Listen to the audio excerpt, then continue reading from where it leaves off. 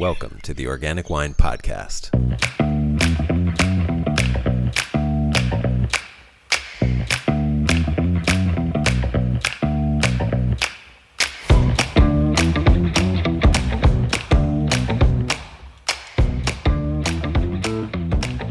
Hi, this is Adam Huss, and my guest for this episode is Dr. Andrew Smith, the COO and Chief Scientist for the Rodale Institute.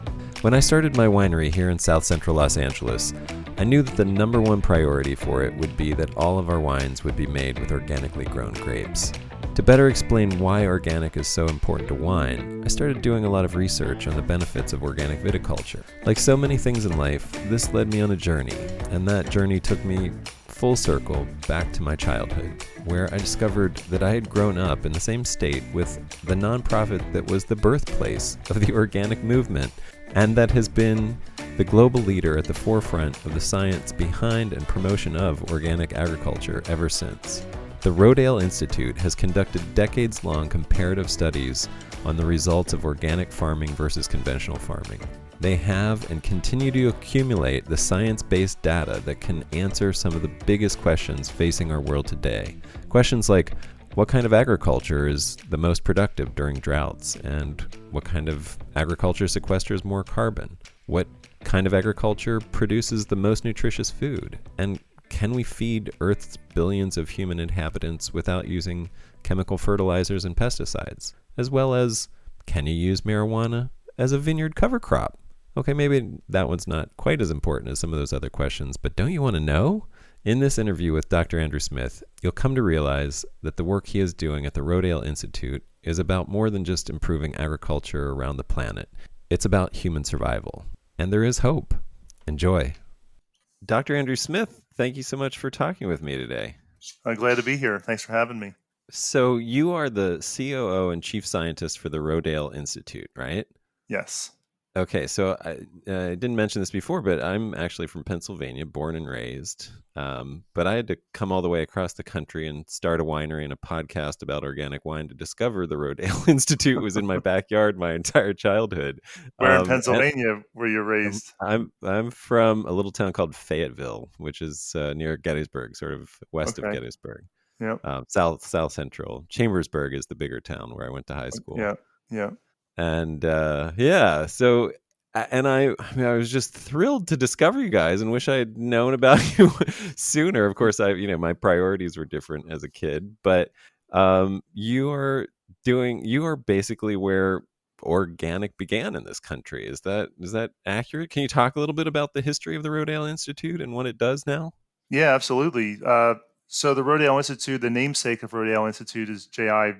Rodale, who came to Amassed, Pennsylvania, because him and his brother, who were manufacturing switches during the Great Depression, were looking for a cheaper place to manufacture their switches than Brooklyn, New York at the time. And when J.I. came, he decided I should have a farm. He was at this point successful with their business, but knew nothing about farming. But if you know Emmaus, even today, it's surrounded by farmland. Sure. Even though it's very close to Allentown and some other, population centers. But he knew nothing about agriculture. So he went to the land grant universities and said, well, tell me something about agriculture. What do I do? And, they said, well, here's all the inputs you need, different chemicals, different fertilizers. But J.I. wasn't a farmer. He wasn't looking to make money from farming. His whole goal was to improve his health and the health of his family by producing nutritious food. And so to him, as an industrialist, he knew that if he used high quality products, he would get a high quality switch. If he used lower qualities, it would be less expensive. But he knew that the quality wouldn't be as good. And so when he applied the same logic to agriculture, he thought, well, it sounds like we're trying to use the cheapest inputs possible in order to get the least expensive product, which probably means you're going to have the least amount of quality. And to him, quality was nutrition. So he started to go down a different road, thinking there's got to be a different way to produce food. I want to produce food that's healthy. To him, the thought was, if you put these toxins in the chemical or in the soil, how they then turn into making me healthier just didn't really add up. So he found people like Sir Albert Howard and Lady Balfour in England who were talking about things like artificial manures, which were really synthetic fertilizers, and Sir Albert Howard, who was working with compost, what we now know as compost and its benefits, and really started exploring that idea of non-chemical agriculture. And on his farm, his 42-acre farm in Emmaus, started doing some research. And then it was his son, Bob Rodale, who really said, we need to take a more serious approach, because while organic farming, which really the word organic came from when J.I. Rodale started the Organic Gardening and Farming magazine that he published for the better part of the 20th century. And that's where we started to get that term organic as a common part of the vernacular of non-chemical based agriculture. And his son Bob said we need to get a little more serious around the research, because the people that are embracing this are gardening and they're doing it on a small scale, but they were aware of many people around the country doing organic agriculture on a larger scale. But there was not a lot of science around whether or not you could do it, or the benefit of organic agriculture, or could you get yields equivalent to, what we use the term conventional agriculture to mean, kind of the standard practices of the day. Can you get yields comparable to a conventional agricultural system? So in 1972, we moved to Kutztown, Pennsylvania, which is not about 15, 20 minutes away from Emmaus, where we have a 333-acre campus, and that's dedicated to research, education, and outreach around regenerative organic agriculture. Great. And what are the main sort of, I guess, things that, like the mission statement, or the main emphases that you're focusing on at the Rodale Institute in terms of, Right. yeah. Sure. Our mission is through organic leadership, we improve the health and well-being of people and the planet. So it's not just about, can we have more organic agriculture? Our goal is to make people healthier, to make communities healthier, and to make the planet and the environment healthier. But we think that, the way to do that is through a non-chemical and a regenerative approach that improves all of those things instead of degrades them over time. Right. Yeah. I mean, do you ever feel like your main job is trying to get people to care about dirt? um, yeah, I guess sometimes you have to remember what circles you run in. I mean, I can spend all my day talking with folks that are completely like-minded and forget Yeah. that the rest of the world, where they're so busy, they're Yeah. they're trying to do their job, get home, feed their families, get to bed, get up, and do it all over again. Luckily, we have a robust communications and marketing team, so a lot of times that task doesn't fall on me. But yeah, it does seem, we're at this now 70 years, not me personally, but for me probably 20 years or more. It does seem like it's pushing a rock up a hill, and we're still at only about 1% of total farmland as certified organic in the United States. It's higher than that in Europe and other countries. But it Yeah. certainly seems like people are taking notice of the way food's produced and the impact that can have on their health. Yeah, it's a really exciting but also interesting time in history. And I was going to ask you about that. I mean, you are the chief scientist for the Rodale Institute, and it seems like that position was created, in the last few years, which is, at a time where we're seeing some segments, at least, of the population, having a very skeptical view of science, or almost like a scientific backlash. And I wonder, can you talk about the timing of this chief scientist position, and why the Rodale Institute thought it was important to have a chief scientist as a spokesperson for the institute? Well, I don't know, the chief scientist is just a title. As far as I know, there's almost always been somebody that's been in the research director position. Okay. We've always had scientists on staff. So there's always been a focus on science, putting rigorous science behind organic agriculture. But I do think we have a unique advantage. Is if you ask people who they trust the most, they trust scientists, and the only people they trust more than scientists are farmers. Huh. So we're kind of farmers and scientists at the same time. So you would think that people can trust the things that we're putting out there. Well, yeah, and I think some of the things that you're doing are truly incredible, and I think that's a great segue to just jump into that. Which I mean, in terms of trustworthiness, you guys have been doing a farming systems trial that I think is unique in the world. For since 1981, you've been doing a side by side comparison of organic and conventional agriculture, and so you have factual data, comparative data for almost 40 years now to address some of these really big questions that I think are being debated and argued in agriculture right now. And can you talk about some what that farming systems trial is generally, and some of the findings that you're finding? Yeah, sure. It started in 1981, as you mentioned, and what's probably important to note is in 1980, the USDA put out a report saying that there actually is a lot of people across the country doing organic agriculture. There's no program for organic, so there was no certified organic, but people on large acres, 300 acres, 1,000 acres, producing food without the use of chemicals, and they Mm, recommended that a greater amount of investment and research be devoted to this form of agriculture.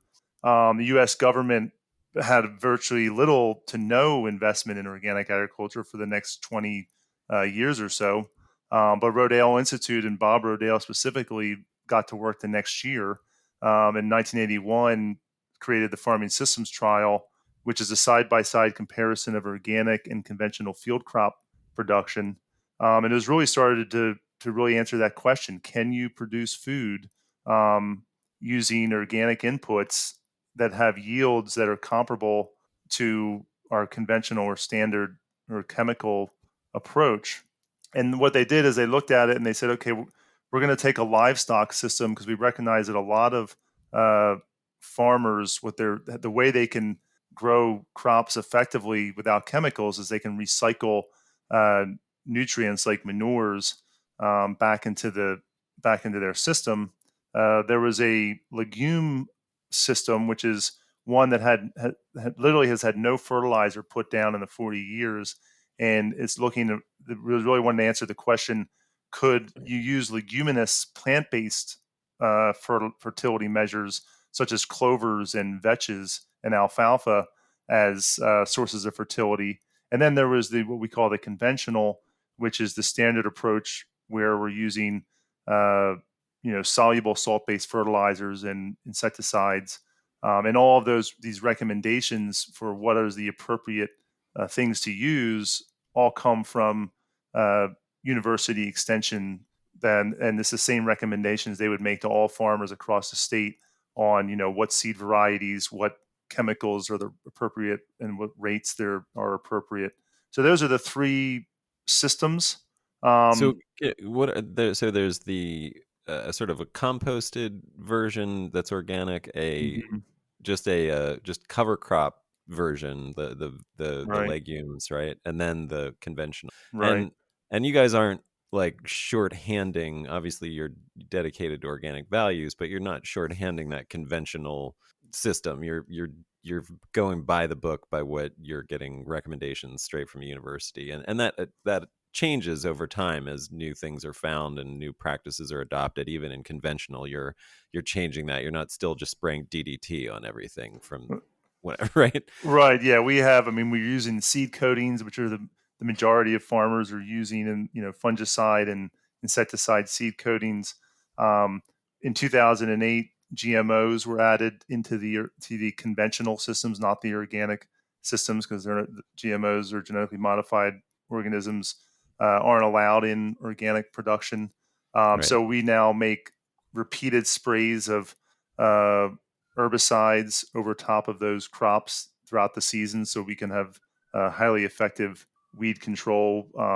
Different herbicides or different herbicide cocktail mixtures are recommended. So we have a weed scientist who makes recommendations on what the right things to use are. If we recognize that there are certain weeds that are resistant, then he or she can make recommendations on what herbicides would help mitigate that issue.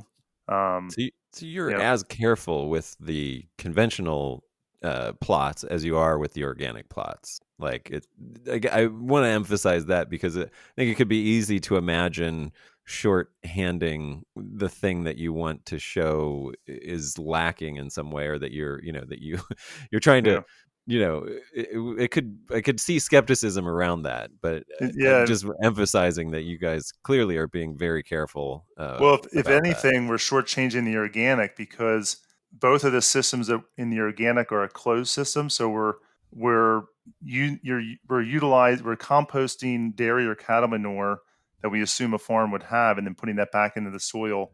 And in the legume system, we've applied no fertilizer. So uh, we Right. haven't really had any outside inputs. And we could certainly go and buy fertilizers, organic fertilizers, and a lot of organic farmers are buying at least some organic fertilizers.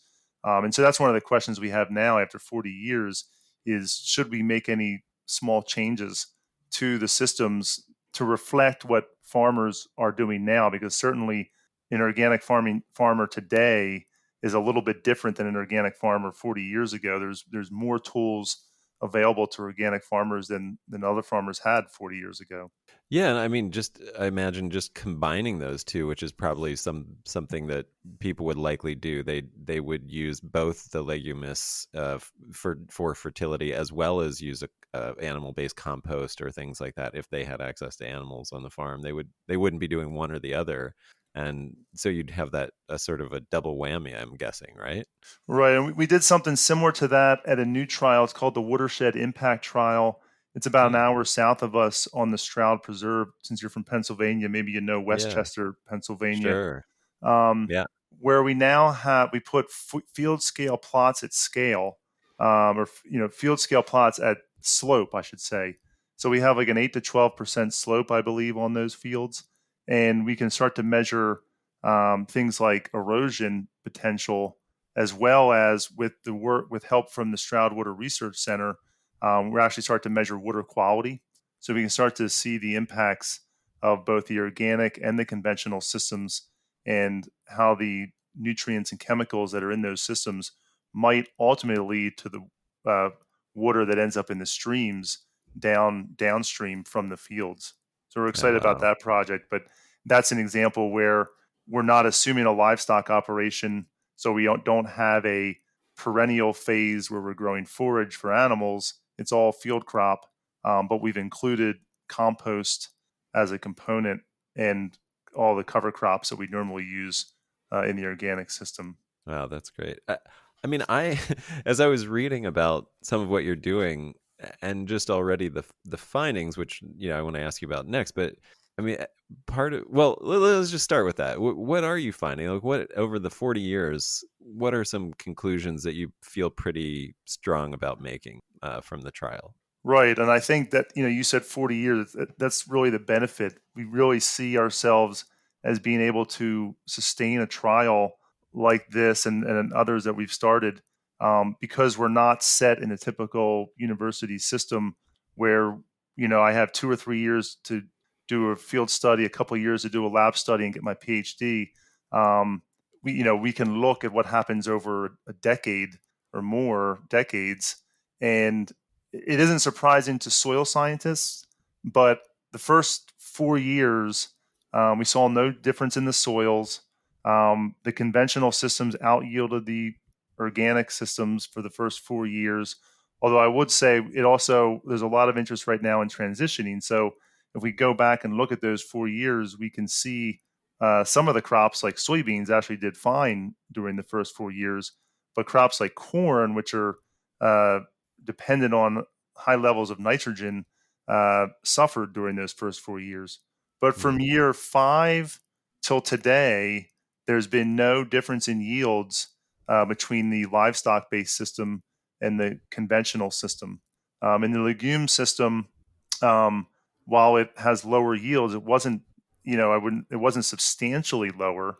When we apply an economic analysis, because the legume system is the lowest input system as well, both the legume and the livestock system come out far and ahead of the conventional system from a farm profitability standpoint. Right. Yeah. So that, I mean, those are some of the other metrics that you're measuring beyond yields, right? Is like the amount of the cost of it, the sort of carbon footprint of each system, and those findings are probably even more stuff. So it's great. Like we're equal on yield for the most part, especially when you're adding the animal compost, the animal waste compost. But in terms of all the other measurements, clearly organic seems to be advantageous in a lot of ways. Yeah, I think what really tips the scale um, is really higher organic matter and higher carbon in the organic systems. And one of the reasons for the different for not seeing differences between the two systems is that during drought periods or during low rainfall periods, the organic systems have always out yielded the conventional system. So if you Mm, have a perfect environment where you get the right rainfall and you get the fertilizer on right, and everything works the way you want it to, yeah, the conventional system out yields the organic. But what we've seen, especially with global warming, and that there's a potential for uh, climate uncertainty. And in over this 40-year period, we've seen many periods of drought or low rainfall, and we attribute that increase in yield to uh, higher levels of carbon in the soil, which lead to greater water holding capacity, and which lead to greater soil structure, which allows more infiltration of water into the soil and less soil being run off, mm, so that when the crop needs it, it's there. And that's really what started to spark our interest in working with Stroudwater Research Center, who are experts in soil, or I'm sorry, water relationships, because we can start. We're digging a little bit deeper into this, the ability of the soils to hold moisture and to function and to maybe even clean our soils so that we improve in the environment. yeah, I think, I mean, the idea that the organic crops resist drought better and are more productive during drought times has to be interesting considering what we're seeing in in temperatures in summers and the wild weather that we're having. It has to be making some people take notice. Are you seeing some people waking up to that a little bit? Some of that stuff triggering people that otherwise wouldn't have been interested or would have been skeptical or just would have wanted to stick with the status quo, now sort of being like, well, maybe you should take a second look at that. Well, probably just about everybody, Yeah. because Okay, good. soil scientists. I mean, soil scientists have always recognized that improving or increasing carbon in the soil helped improve the soil. It holds on to nutrients. It holds on to moisture. It provides a source of food for microbes in the soil. So every soil scientist, I don't think you're going to find one that would say that more carbon in the soil is better, or or that would disagree that having more carbon in the soil is better. And there's been plenty of studies that have showed that there's a strong correlation between soil carbon matter and yields in soil in crop production. But Mm, 40 years ago, people weren't thinking about global warming and carbon dioxide emissions and things like that. So now we started to realize, hey, soil is one of the greatest, uh, use the term sinks, or places yeah. where carbon could be stored, storehouses of carbon. Maybe we ought to be taking a look at the way we produce food, and can we get more carbon into the soil from a mitigation of climate change? Really, Yeah. Ha- you know. have you, I can't even remember, were you guys even part of the new documentary that's out on Netflix, Kiss the Ground? Or have you Our seen that yet? Yeah, our chief scientist at the time, Chris Nichols, was interviewed for the first one. I think, is there another? Isn't there I, a uh, second one out, or oh, I don't know. or I'm just, maybe it just came out because maybe I've been aware of it for longer than. yeah, Uh, well, working around Hollywood, I know it takes a while for these things to get out into the world. So it might have mhm, been made years ago and it's finally like on Netflix. Maybe it was mhm. released in some other format and Netflix finally bought it and put it out. And I think it's maybe getting a wider audience. But Yeah, yeah. When I hear the new, because I think I've been aware of it for a little bit now. But anyway, yeah, yeah. So just a very, yeah, small amount. Yeah. yeah. I mean, it's a really, I think it just dovetails very well with your mission and what you guys are doing. I think, definitely I thought of you when I watched it.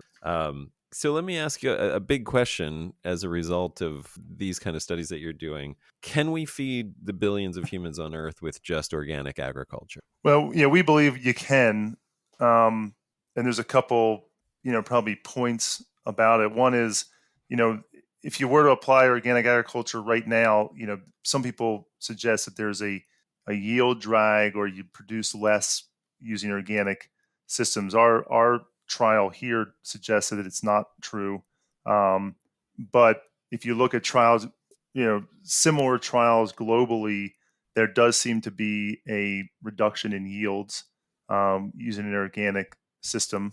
But a couple things. One is majority of our food, at least here in the United States, or I shouldn't say food, majority of our crops don't even go to food. They go to things like ethanol production, or they get sent off for other products. Right. So if we devoted most of our acreage for food production, um, Any we drop could in yield easily would do be, it. And then yeah, other projections suggest that even if we did change and we kept everything status quo, we'd have at least till we would be producing at a level that we could feed the world till 2050.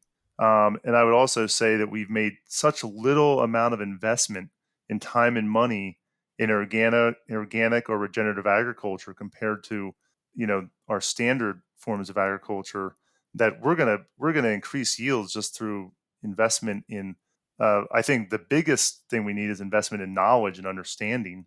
yeah, People just aren't applying basic agricultural principles, like crop rotation and use of cover crops, simply because they have something in a bag that they can use to overcome the fact that you get pest outbreaks when you don't rotate crops, or when you don't have natural sources of fertility, then you need to rely on synthetic sources of fertility. And I also think that we're learning that this conventional agriculture is becoming a failed system. So, I mean, when we look at controlled trials, that's one thing. But if we look and we see that this system is, destroying soil, and then we have to move on to new areas because the soil is completely degraded, it's something that I think is not really showing up in the research trials.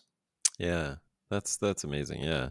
Um, thank you for answering that. And I think that's what's great when I just look at your website, which is a fantastic resource that I would turn anybody on to, rodaleinstitute.org. Just if for anything about just trying to understand what regenerative organic agriculture is all about, the basis of it. It's fantastic. It's well laid out. It's really clean, very clear, and it's easy to rabbit hole. I like to say, where you you start with one topic, and for like an hour later, you've clicked into multiple different links and have learned more than you ever thought you were going to learn.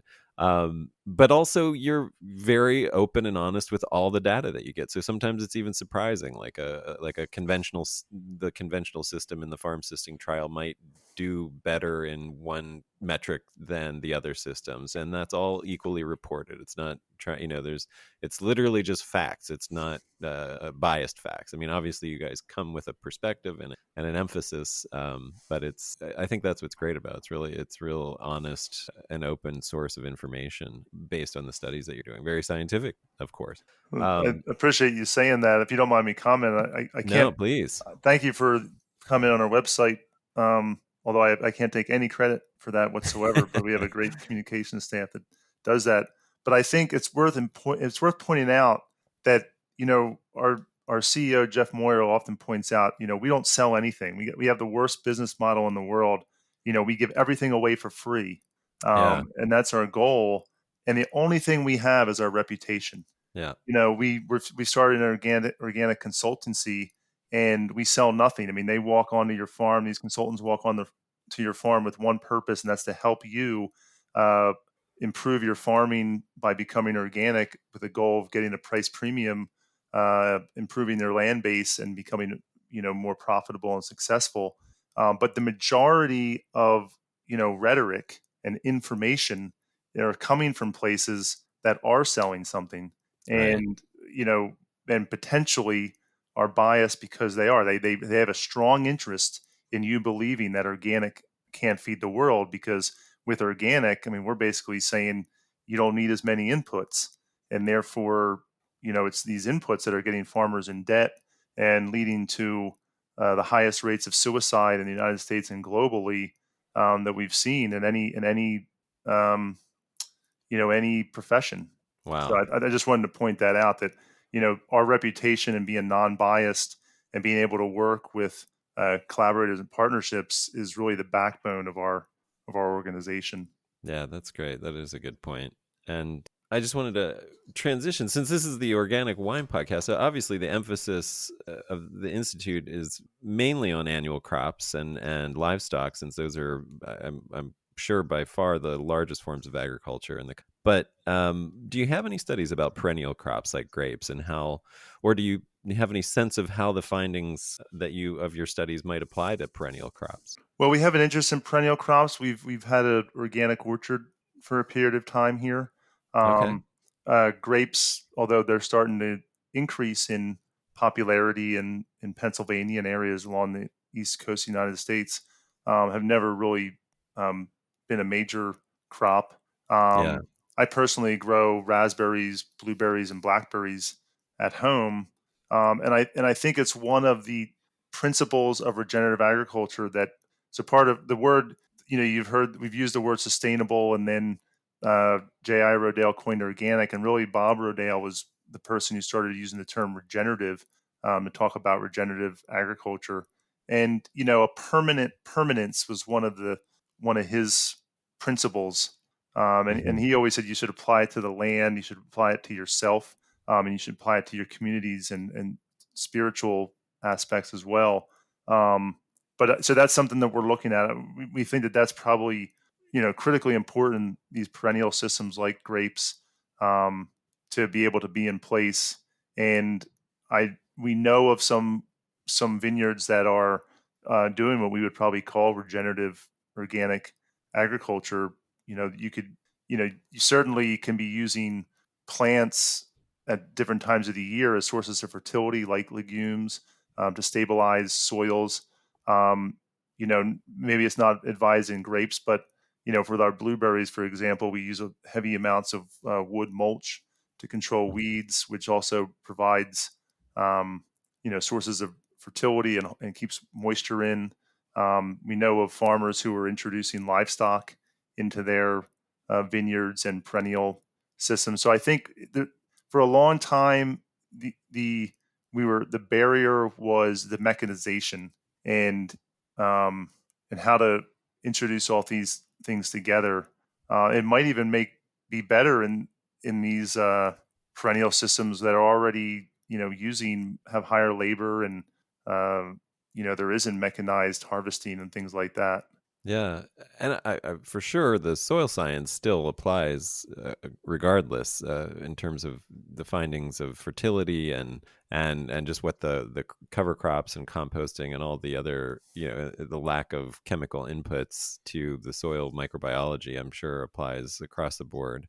And I wanted to ask you, sort of about another study that you're doing. So, in California, we're starting to see a conflict between marijuana and grape growers in terms of land usage and all kinds of things. And I've had this idea that maybe the conflicts are unnecessary, and marijuana or hemp could make a great cover crop in the vineyard. And you happen to be doing studies of using hemp as a cover crop, as well as a cash crop, sort of a dual purpose thing, but specifically as a cover crop, which I thought was fascinating when I discovered that. And I'm wondering if you can talk about what you're finding. And do you think my dream of planting hemp between rows of vines could be a reality, or have I just been? Is that a result of me spending too much time in a state where marijuana is legal? No, like the reality is that we're only limited by our mind and our ability to think out of the box. I mean, what you're saying is basically alley cropping. It's something that people have done for a long time. It's just that we people would have done it, but then they got rid of it. Was more efficient to grow one crop and send it off somewhere else than to specialize in one thing than have multiple crops. But yeah, we looked at hemp, industrial hemp. So this is hemp that's being used for fiber, and maybe also for seed and oil production, but not necessarily CBD hemp or marijuana. And I mean, the first time we planted on soil that, as far as we knew, had never seen hemp, although Pennsylvania was a leading hemp producer, so it's possible they grew it here at one time. Um, it grew like 12 feet tall Yeah. and more. And we just said, we thought to ourselves, well, there's not a weed in here anywhere. And everyone who's an organic farmer is thinking about organic knows that weeds are one of the biggest struggles without herbicides. So we planted our cover crop directly into where we had grown hemp without any tillage. And then we did a side by side comparison where we did till, because even in our we've worked on, which you might have found on our website, we're working on an organic no-till system, but we still till to establish our cover crops. And because we find if we don't, we have heavy weed pressure the next year in the crops. Um, but anyway, we grew our Yeah. cover crop without tillage. We also grew it with tillage. The next year, we grew soybeans in those fields without tilling it all in the spring. And our yields, we had almost no weeds, and our yields were better than any other place we had on our farm. We're some of the highest yields we've ever had. And we were just thinking it was either the weeds from the hemp or potentially there's some sort of synergistic interaction that, maybe soybeans or other crops just do really well after hemp. Maybe they deep roots break up the soil and improve soil health. We know that hemp can sequester carbon because they have such robust roots. So Huh. we've really been following that up. We've continued that trial as well as another trial with Purdue University, which is kind of looking at industrial hemp in a field crop rotation and how that impacts weeds and insects. So I That's think your great. idea is great. I don't see any reason that the only barrier is whether we can, harvest it and, plant the crops far enough away to harvest and all that stuff. And we are looking for, there is a question and that we do have a site in California, and that is one of their questions is, they're working on CBD hemp, but they're also starting uh, more of an industrial hemp fiber and asking the question, can we do organic hemp for fiber in the United States? Since we know that uh, can be difficult to grow organically, Right. and it also can be, if you're not growing it organic, one of the uh, worst contributors to pollution of crops. Yeah, that's what I've heard. Yeah. So hemp could be a great replacement for cotton in terms of textile fiber and everything that cotton is, Hmm. which that And if sounds great. it controls weeds the way we think it could, maybe it could even be working a rotation with cotton. Huh, interesting. And does it I mean, have you done trials where you literally just like roll and crimp the hemp instead of harvesting it? Like just use it as a green mulch as well? Or even plow it under or anything like that or mow it down? Or is it always harvested and then plant where it was? Yeah, I think one of the reasons we haven't is because we look at it as more valuable than kind of a cover crop or smother crop like you're describing. Right. So we're trying to look at it as a dual purpose. We get the weed suppression as well as getting the valuable value out of it. Got it. Um, Right. it's interesting to say that. I mean, there's I guess the other thing that to add to that list of things to look at are livestock grazing Hmm. on it. There is some thought that it provides a benefit, whether it's by itself or in a mix. That all these compounds that it possesses could be beneficial for parasite control and gut health and things like that. Could have some very happy cows. Yeah. No, I mean that sounds fantastic, and I love that. I I'm sure there are many more jokes that could be made, but the reality of it is fantastic as well. Um, and let me you another thing that might be of interest to grape growers is well, I'm wondering if it is. There's a new certification that you guys have started developing called the regenerative organic certification. So sort of a step up from organic. Can you talk about why you felt that was necessary? I mean, I kind of have some ideas, but I'd rather like hear it from the source. And is it something that a vineyard something because I know animal husbandry or animal welfare is a part of that. Is it something that a vineyard who doesn't use animals can qualify for, or do you have to be more of a traditional farm to qualify for? Well, yeah, certainly vineyards apply, and I think they're perfectly made for vineyards. I don't see any reason why every vineyard in the whole world is not certified regenerative organic. Yeah, I agree. Um, the pillars are, one, the basis, you need to be certified organic. So you need to follow uh, the current standards for organic. Um, then there's an animal welfare component and a social fairness component. And part of this we recognize is, probably the biggest champion of the current USDA organic standards was Bob Rodale. He was traveling about weekly to Washington, D.C. to try to get standards. And he always thought that animal welfare standards and social fairness, treating employees well and people well, should be considered. But it looked like if trying to get them included in the standards would have held the whole thing up. So they kind of let it go without that. But most organic farmers that were the true pioneers in organic farming considered those important principles of organic farming. So we wanted to include those, and then the other thing is there's a lot of the brands that we talked to said, I have like 20 different labels to show that I'm doing the right thing. And I think there's some misconception of organic. If you buy an organic shirt, uh, you there's something you're paying more for it, and there's a story that comes to it. You feel good about the fact that you've bought an organic shirt. But if you found out that child labor was used to pick that cotton or to weed those fields, suddenly maybe you don't feel so good about paying for that shirt. Right. So we really thought the regenerative organic certification added those components to make it clear. Certainly, there's some parts of the current standards that we might disagree with that we wish would be changed, and they might with a different administration or over time.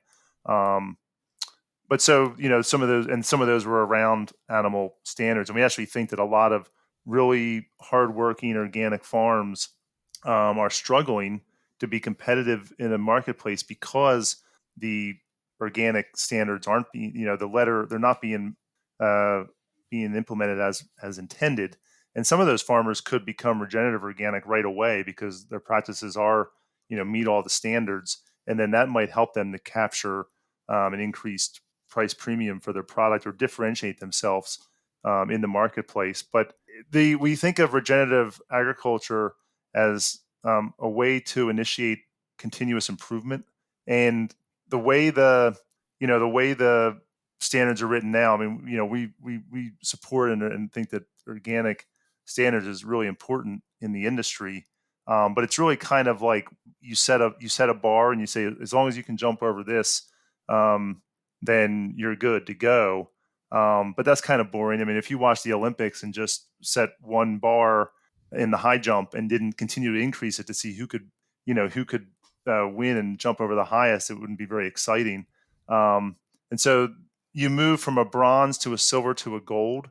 So as you Mm. improve your soil and you improve your practices, you can, it provides an incentive for you to actually, add more conservation practices, add pollinator habitat, add riparian buffers, demonstrate that you're improving the health of your soil, demonstrate that you're doing things to reduce tillage, and then you can move from one step to another.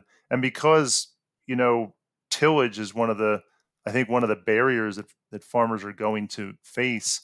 That's why I say I think it's perfect for perennial systems like vineyards. Yeah. I think they really could meet the gold standard in the regenerative organic certification without. I mean, farming's not easy, so to say it's to do it easily is really not fair. But I think it's achievable for Yeah. for for vineyards.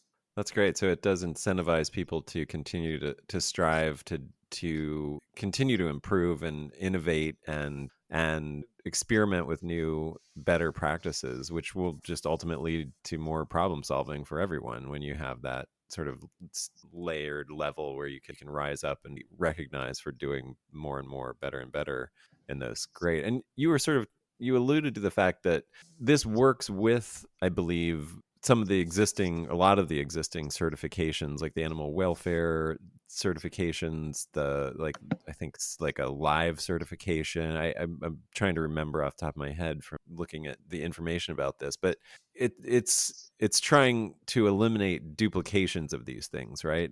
Can you talk a little Absolutely. bit about that? So how do those integrate into the overall regenerative organic certification? Right. I mean, organic farmers are already getting inspected, and a Right. lot of the inspectors can also be certified to inspect for other things than just organic certification.